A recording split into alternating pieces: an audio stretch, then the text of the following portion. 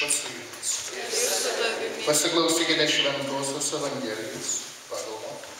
Garbė tau viešpatie.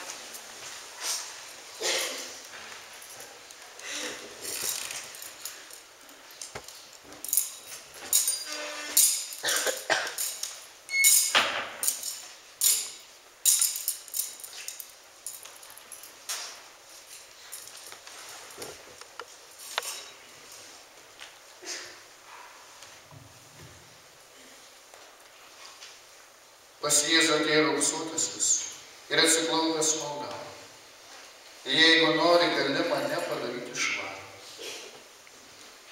Jėzus pasigailėjo jam, ištiesė ranką, palietė jį ir tarė: Noriu, būk švarus. Tai jau pat raupsai pranyko ir jis tapo švarus. Jėzus liepė jam to jau pasišalinti ir smarkiai prigrasino: Žiūrėk, kad niekam nieko nesakytum. Eik pasirodė kunigui ir už pasveikimą paaukok Mozės įsakytą atnašą jiems paliudyti.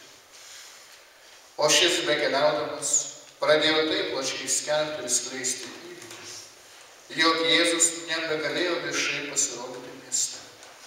Jis laikėsi už miesto, negyvenamose vietose, bet žmonės iš visur rinkosi pas jį. Girdėjote viešpaties žodį. Šlovė tau,